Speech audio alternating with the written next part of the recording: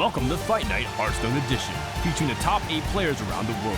With 10,000 in prize money and regional pride on the line, who will go home the Hearthstone champion? This is Fight Night! Welcome back, ladies and gentlemen, to yet another edition of Fight Night here at ESGN TV. It's match point. Team DogeHouse is currently up 2-1 over Praise Ragnaros. We're about to find out who's going to take it. Will Gnimsh close it out, or will Monk even out the series? Before we begin, let's take a look at the highlights to see just how we got here. Quimp versus Ekop. Ekop celebrating with the dog. Crimp's gonna win game number 3 just with the right amount of damage. Ekop will play the Pyroblast and win the series 3-1. Monk, as the StarCraft background, also a very good player. Constantly proving himself in Hearthstone as well, like playing in different tournaments and winning them. So Monk and StrikePro are the people to watch in this tournament, for sure. Gnimsh and yeah, whatever. That guy and Max are the dedicated constructed players of their team, and they focus the most on constructed. And I think they have the most achievements in constructed. All right, everybody, it's time for game 1 between Monk versus Gnimsh. The action's already started, so let's hop into the game. All right, I'd like to welcome Ekop to the casting desk. Yeah, thanks for having me once again. I'm ready to cast this. All right, so the first play immediately be a Flame Imp. Now we've seen Warlock a lot in your previous series, but not too much in the second series. Why are you guys keeping Warlock around? Some players on our team definitely feel comfortable with Warlock. It's definitely the best aggressive deck in the format, and yeah, it's very effective in what it does. However, it's also very it can be countered pretty well by some decks, like for example the Mage Giants deck. But yeah, against this Paladin, I think it's going to be pretty hard because the Paladin has so much defense at its disposal, and all the healing things can handle the board pretty well with Equalities plus Pyromancer, the Wombo combo. Yeah, I mean, it's going to be pretty hard. I think this is the hardest matchup for the Warlock right now. All right, well, let's see what's gonna happen here. In turn 1, Monk's debating if you should toss out the Fairy Dragon or not. Yeah, I mean, he doesn't have a good follow-up to this Fairy Dragon, so it doesn't really make that much sense to do it. But yeah, I mean, it would have also been alright to do it. Yeah, I think in that scenario you can save the coin and use it maybe for turn 3 or turn 2 Peacekeeper, or turn 2 whatever he was having else in his hand, I can't remember. But having it gives him more flexibility. Plus, he does have ways to kind of handle the aggression. But now that there's 2 3/2s on the board, let's see how Monk's be able to handle this. Oh, he's probably gonna use the Wolf Rider to get rid of one of his guys.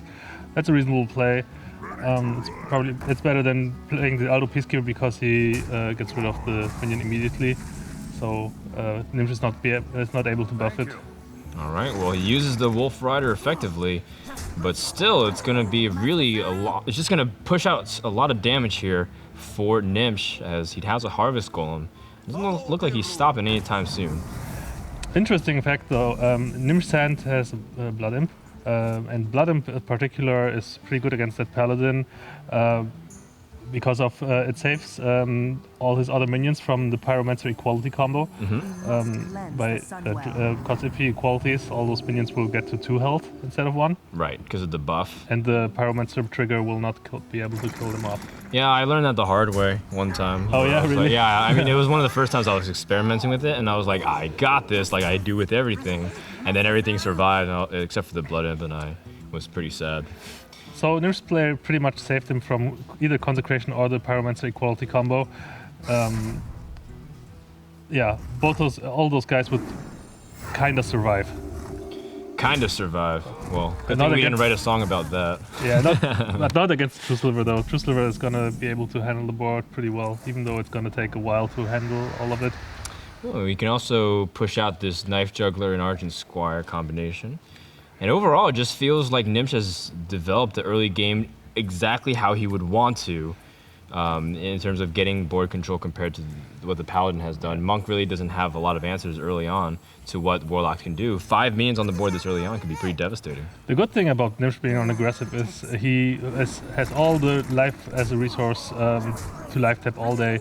So he will be able to have a steady flow of cards to refill his hand and have plenty of options to boot. So it's gonna be it's looking pretty good for Gnimsh right now. Monk's going to use the Hammer of Fate on the Knife Juggler to eliminate the damage being done, and he can use it to follow up and take out one more minion. Monk looking to take out the Harvest Golem and eliminate some of the damage as well. But still, he's just on the receiving end. He has lots of cards he'd like to play, but for the most part, it's been the Gnimsh story. Yeah, I mean, there are some cards that are useless, like the Holy Light and the Faceless Manipulator, but there's also some cards that are good in Monk's hand, like the Avenging Wrath and Guardian of Kings. So we will see how this all winds down. Gnimsh was looking to make the easy play of the Argent Commander, but I guess he doesn't want to open himself up to potential consecrations, I guess. I mean, it's definitely an option to play the Argent Commander here. It's going to be so much damage, but I feel like, I feel like life tapping to keep this card flow steady is pretty good here. And the Demon Fire is just also just good to continue to develop what minions you have already. Exactly, and also keep in mind that Argent Commander, along with this Leroy and this Power Evolving now, it's going to be so much surprise damage that can catch the Paladin off guard. Next turn it could be 10 damage in addition to whatever he has on the board, and just like that, a win condition has been set for Gnimsh. Like, this is almost lethal right here, and the hard part here is that Monk is only on 6 resources, so he's not able to play the Guardian of Kings in this situation. Yeah. Also, he has no taunt to protect himself from those minions, so he has to Avenging Wrath and hope for the best. Well, he kills 2 minions, but that's not going to do anything because Gnimsh is tossing out the threats already because he knows that game number 1 was quick, it was fast, but now it's over because he has Leroy Jenkins. Leroy Jenkins! Turn 7 win for the Warlock, and Monk is down 0-1. Gnimsh takes an early lead in this best of 5. Team DogeHouse very happy with that game. Oh yeah, Gnimsh definitely got that chicken from that Leroy. Yeah, you got 2. Yep. Very well deserved, and it's really cool again to see Warlock being able to add some more diversity to the winning pool because we've been seeing the Paladin, the Druids, the Mages throughout all of Fight Nights so far, but seeing a Warlock perform well is good too. Yeah, I mean, I'm always glad to see diversity of classes in any meta game. Unfortunately, we haven't seen any Warriors or Hunters or Priests yet. I mean, that's probably not going to be the case today or tomorrow. So we might see them though in the following months or weeks. Yeah, you're seeing some people trying to develop it because now that late game oriented strategies are becoming really dominant, you never know what could happen as people are trying to experiment with certain Hunter late game combinations and whatnot. And I mean, Priest is always still pretty good late game, but people haven't figured out a consistent deck yet because it's still really slow. Yeah, the problem is for Priest that it doesn't match up to the power of Druid in terms of late game. But we might eventually see a resurgence of Priest, depending on how you build it, and you might even see Mind Control, even though it got nerfed. If I would be the card put in the game, Leperno, because I call it the Leper Gnimsh. Like this card is so trollish because it's a small guy which finishes the games. Like the best way to use it is when your opponent has just 2 health and you play it on board and pass, and they know that they are dead because there's nothing they can do. The guy will die next turn and kill them. Okay. All right, game number 2 is beginning here as Monk has chosen to go for the Druid and not the Mage and save the Mage probably for another deck that he wants to play against. Maybe feels more comfortable with the Druid as well. Yeah, I think this is probably a bad choice, but because Gnimsh is playing those Ironbeak Owls, as we can see. And look at his starting hand. Taunters. And yeah, this is a sick hand. Like, holy shit. This is insane. I mean, flame him into potential Coin Shattered Sun can be devastating here. Yep, and you have Soulfire to clear anything that gets out of hand quickly, especially because Druid can have Innervates that get out of hand pretty quickly. Yeah, Soulfire is like the perfect tempo card. We always say in our testing group that those spells that cost 0 that clear something are generally pretty good.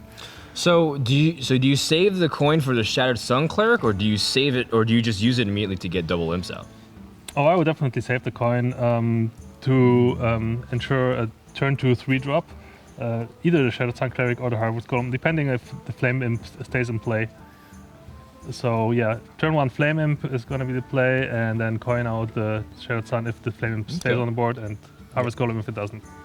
Yeah, and usually what you can do if you have like a Demon Fire is drop the double imps and then do it. But instead he's gonna go for double imp anyways. And now all of a sudden, big pressure on the board already for Monk. Yeah, this play is interesting. I mean, his only option in the next turn is life tap, from what it looks like. And Monk, on the other hand, here has Innervate at his disposal, but he might want to save it for Alexstrasza or a better Defender of Argus. So I think he's just going to go with the Sunfury Protector here and pass the turn. Yeah, try to get some stats on the board. That's what it looks like. And now what is Gnimsh going to do? Well, he does have a Soulfire at his disposal, but he could life tap before he does that. That's probably what I'd do. I mean, life tap's the only thing you can do. And this is the problem I was talking about. He has no good turn right now. If he had the coin for the Shattered Sun Cleric, he could have just traded away the imp, Sunfury Protector with the Imp being alive. But he still has Soulfire, so it should be fine. Alright, he's gonna Soulfire before life tapping. Yeah, I mean, what is he gonna draw with the life tap that he can cast? Nothing. I mean, well, I mean, maybe he wanted to see what he had, but yeah, life tapping before only like decreases the chance that he discards one of his other 3 cards. So yeah.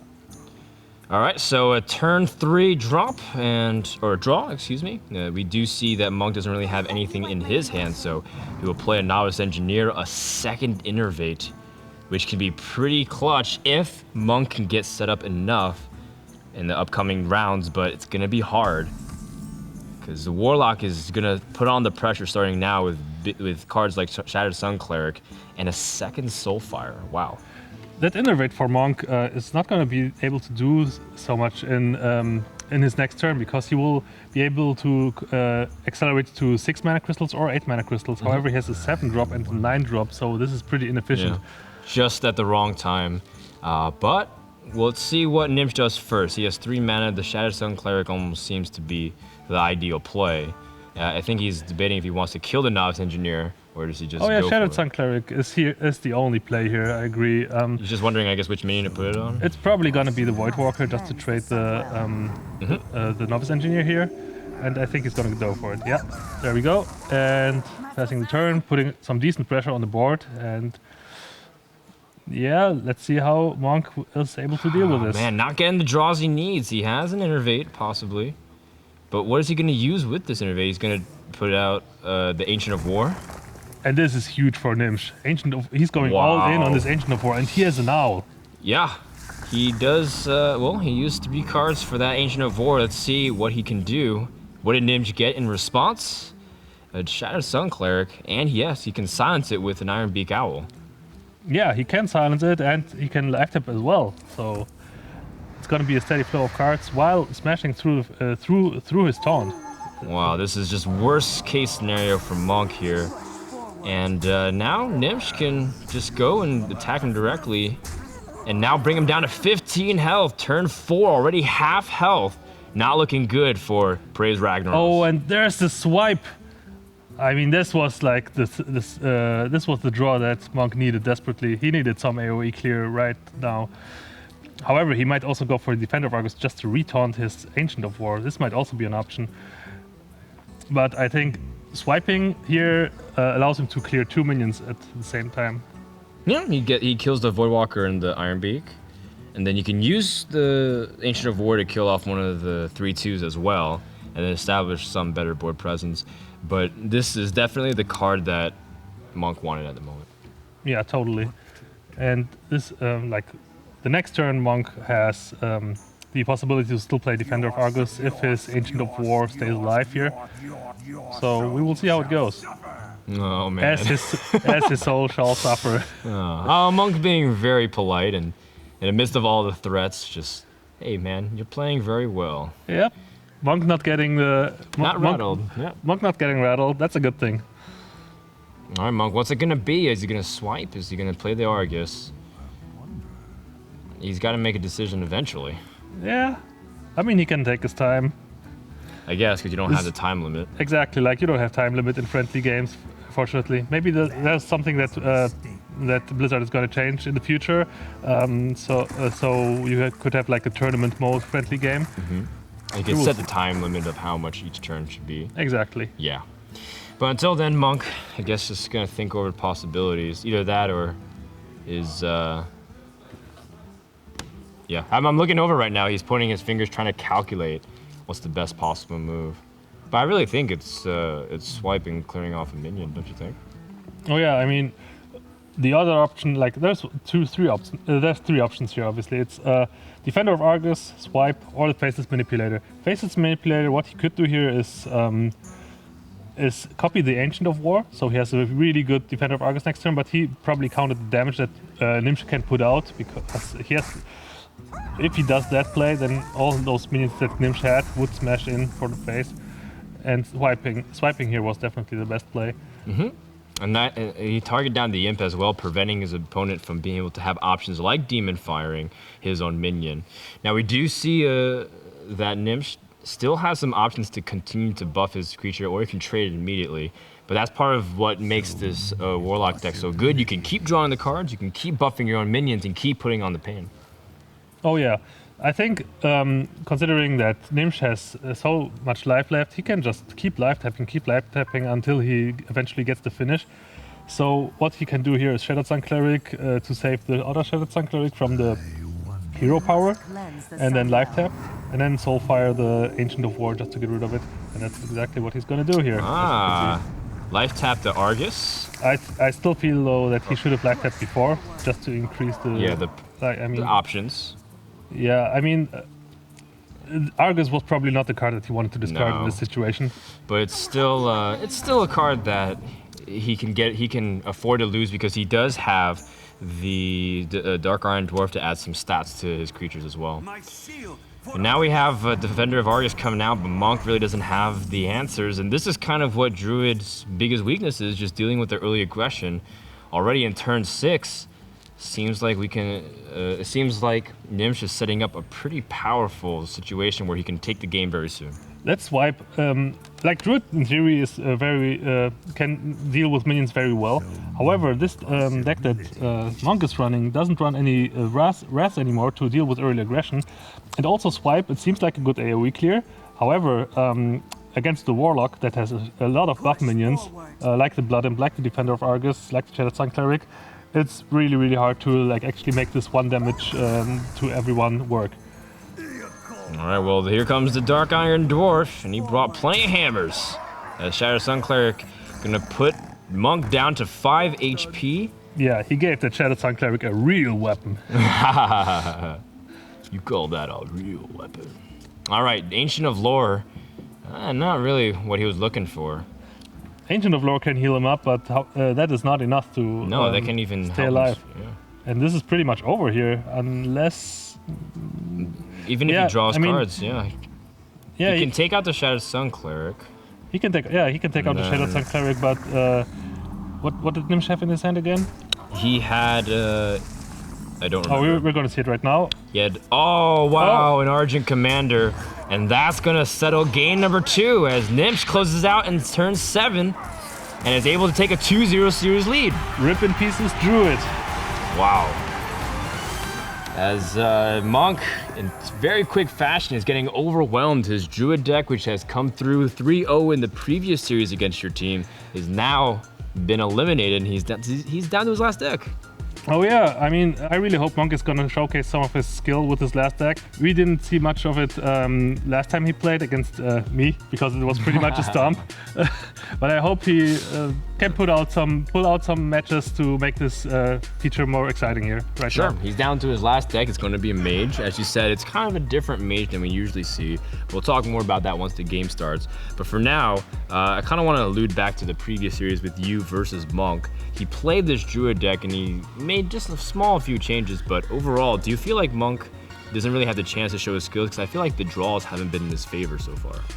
So far, I think Gnimsh's aggression was spot on, and I think the deck choice for the second game was definitely wrong. I think he should have pulled out the mage for this because the freeze is so good against Warlock.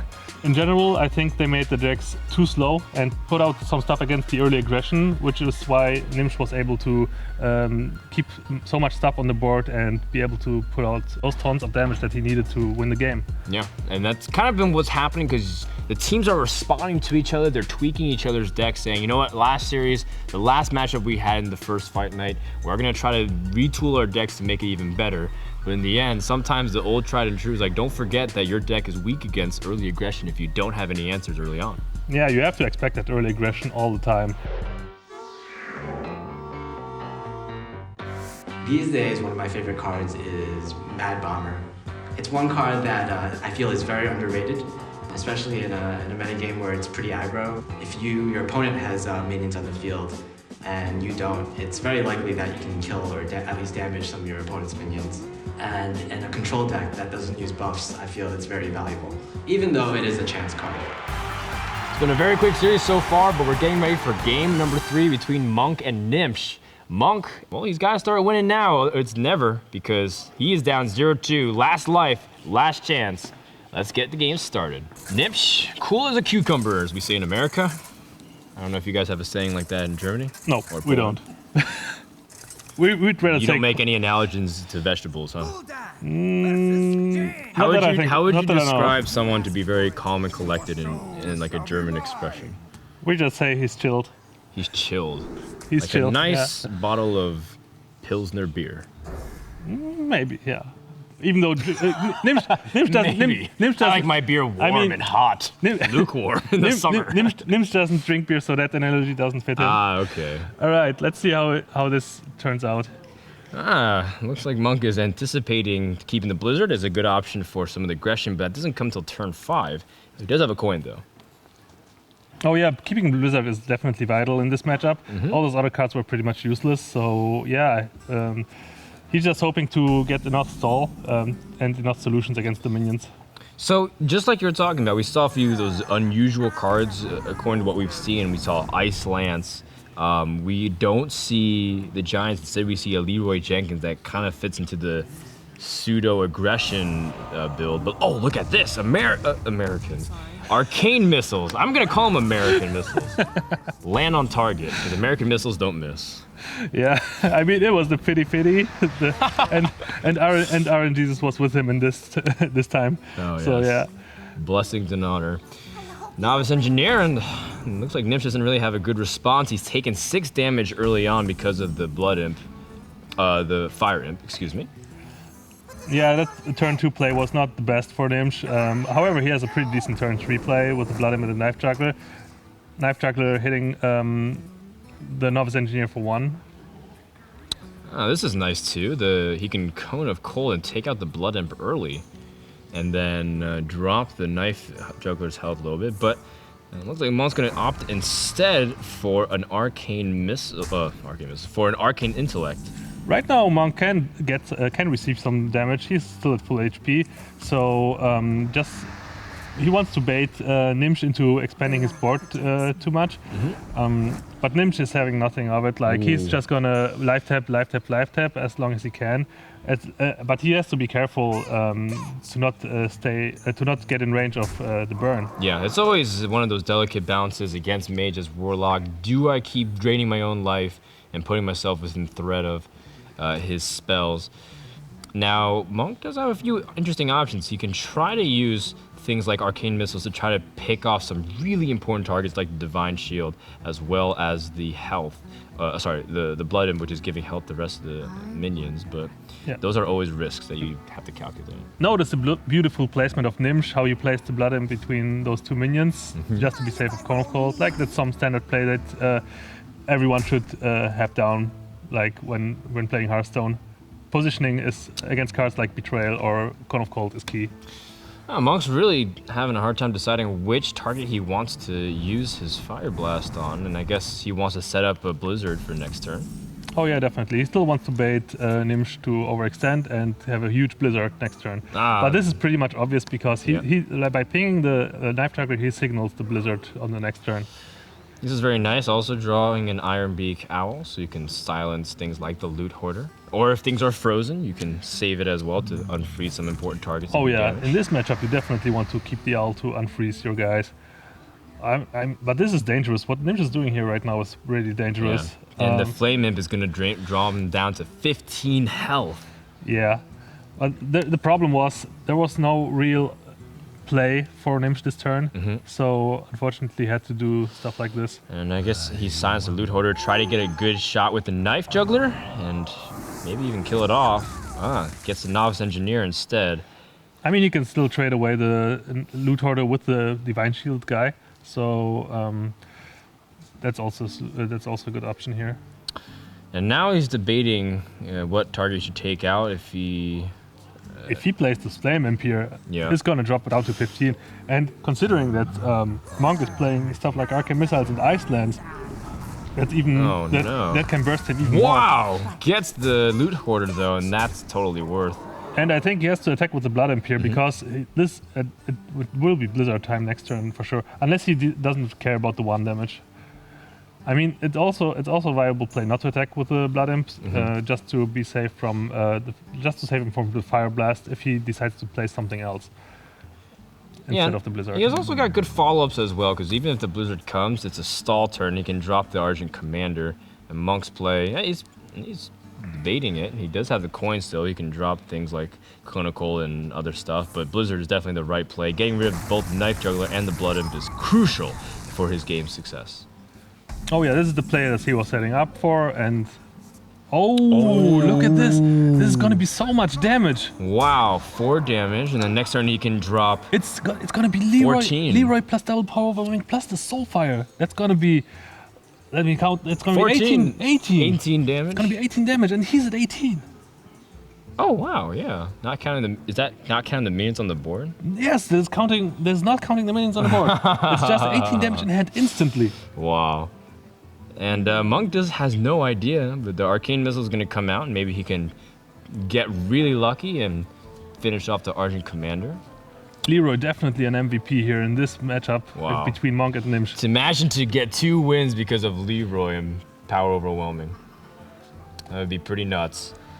The Code of Cold is definitely an excellent play to remove the board for Monk, but it's still like he doesn't know he should be playing stuff like Ice Block at the moment. Is he feeling the?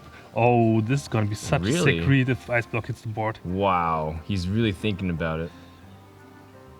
Oh man, should he be playing Ice Block at this point? Oh man, all right. Wow, what a read! Like I mean, this is like preparing for the worst case scenario, but I mean. Respect for doing that. I mean, maybe this was the only viable option anyway. But this just the way he played it, it looked like he kind of saw it coming. Yeah, but now we do have still pretty sick combinations that we can do with. I mean, Argent Commander still sets up something else. Man, wow, it could have been pretty nuts of an ending turn. He could go for the full combo here. And try to finish him off with the Argent Commander. However, he has to think about. I mean, he has to get lucky and not discard the Argent Commander with the Soulfire. Yes. If he does that. Actually, he just has to discard his Sylvanas. That's basically it. Or what he could do is just pop the Divine Shield. Just go for the Leroy here, and then pop the Divine Shield with the Argent Commander on the next turn. Oh my goodness. Big damage. 14-10. Boom! And he's going for the Soulfire and pray. What's it gonna be? Pray to RNG Jesus that the Sylvanas is discarded, so we can win next turn. And what's it gonna be? Oh well, Troll Ice Block delaying the game. Everyone wants to know. Oh yes! My goodness! This could be the 3-0 for Gnimsh. Wow! And what does Monk get? He needs an Ice Block of some kind. Oh man, he gets the None of this stuff is helping him. Arcane Intellect could help him, but still, again, how much is he aware that he needs it at the moment? I mean, he definitely has to feel it like... Were both Soulfires used? Oh yeah, that's right. Both Soulfires were used, I think. So all that matters right now is the second Argent Commander, which Gnimsh has. I think Monk realizes he needs to come up big with his Arcane Intellect. Because He needs something big. He also needs to get rid. I mean, he's gonna be able to get rid of. Oh yeah. It's not gonna. It's I not gonna be don't enough. know if it's gonna be enough. No, he can't draw any more cards to dig for ice blocks. He doesn't have the. He could draw with Loot Hoarder, but then he wouldn't have the mana to play it. Oh wow, such an interesting situation here, because Monk's gonna come up just barely short. He has 4 mana, and what can he do? He can drop a minion and play a spell, but we all know the answer lies in the hand of Gnimsh, as the one card he has is the Argent Commander, just enough damage to be able to finish it off. And the soul shall suffer indeed. Yeah. Monk, I mean, what else can he really do from here? Yeah, he's just going for damage here. He's just playing for. I mean, he sets up a turn 8 potential win if he hopes his opponent doesn't have what it takes. Yeah, I to mean, win. he knows he knows he sees it coming already. All he does now is like do some stuff. And that was a Oh mistake. wow. He's waiting. Gnimsh is waiting for the glory. Monk got really close, 6 health. The well played's coming out from Gnimsh. And He smells the victory, because I think Team DogeHouse will take the win. 3-1. clean sweep by Gnimsh. Very well played. 3-0 for Team DogeHouse. Wow. 3 incredibly aggressive games from a Warlock, which we haven't seen in a long time here at Fight Night, because it's been dominated by late game play of Paladin and Druids and even Mages. And in the end, Monk drops 0-3. And Gnimsh coming through in the clutch for Team DogeHouse. Yeah, pretty painful to be on the receiving end of a 0-3 for once after he put me on the 0-3 last time he played. So yeah, I mean, I feel for this guy. I know how it's like. But yeah, Gnimsh played very well, and he tweaked his deck perfectly to beat those decks. What are some of the small things that he tweaked that I didn't get a chance to compare decks? Definitely the double owl that he ran last time as well. And the second power overwhelming. Last time I think he only played like 1 power overwhelming, and this second power overwhelming like closed the deal pretty well. Yeah, proccing the ice block early. Again, you don't really expect that so fast, but to do potentially 18 damage in 1 turn, you still feel kind of safe in Mage at turn 6, turn 7, but what an incredible turn of events, and Gnimsh has won the series 3-0 for his team. Yep. Cool, so do you have any final words and thoughts about the series before we let you go? Oh yeah, I just hope we crush the ace match. That's all I'm thinking about right now. Opportunity for some bonus money? Yep. And some big pride and revenge. Well, congratulations. I mean, if we go 4-1 in this series, then we're gonna have a overall total score of 6-4 in our favor, which is gonna be awesome. All right, well, hopefully that does. Good luck to your team. Maybe you play, maybe you don't. We'll find out next time. But until then, thanks for joining me on the caster desk, man. It's been a pleasure. Thank you very much.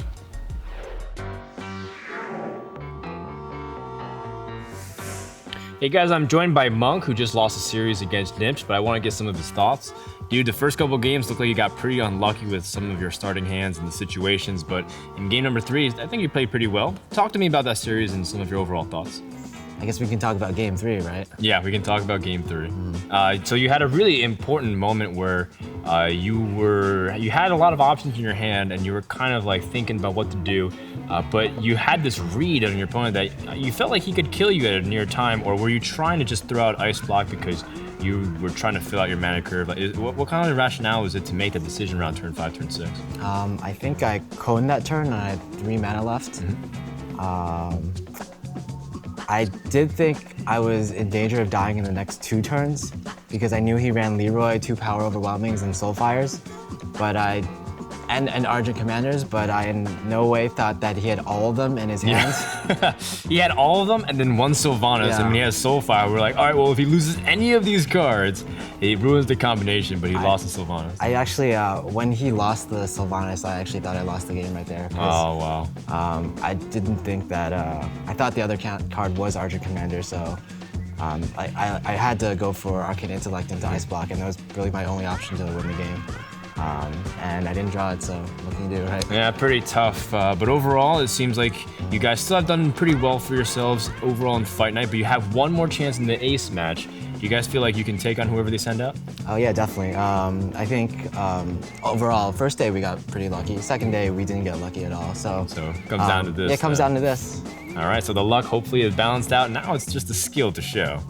All right, cool. Words from Monk. Thank you so much for joining me. Tough break, but we'll get him next time, yeah? Of course. Cool, thanks.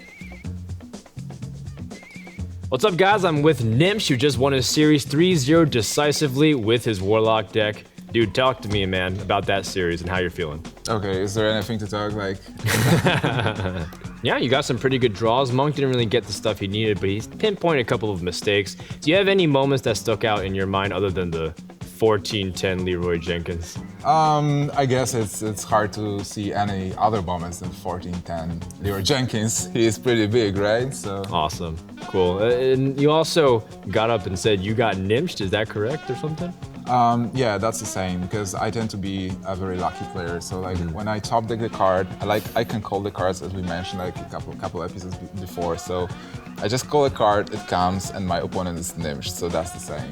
Well, overall, you've performed very well for Team DogeHouse. I could say you're probably one of the MVPs for the entire team. I think that saying is awesome. You should have a shirt next time if you come back to Fight Night saying you just got Gnimshed. Just put it on every time you win. I have my Warlock shirt today, so. Ah, okay, so it's good luck. You brought your made sure you win with mage, you're being your Warlock. That's right. That's right. There you go. Have the good shirt for the tournament. Hey, come well dressed and have good play. That's right. That's the Gnimsh way. Thank you so much for joining me, man. Congratulations. You've won 250 for yourself as well as 1,000 for your team. Grand. And we'll see you next time. Yeah. Thank you, man. It's good. So there we go. That was a quick night, but Gnimsh takes it 3-0 over Monk and puts Team DogeHouse on top 3-1 over their opponents, where they've managed to get revenge and redemption. But we also have a show match tomorrow to find out if Team DogeHouse can continue it and win 4-1 and earn even more bonus money, or can Team Praise Ragnaros claim some money back for themselves and some pride. We'll see you guys next time. This has been Fight Night. See you later.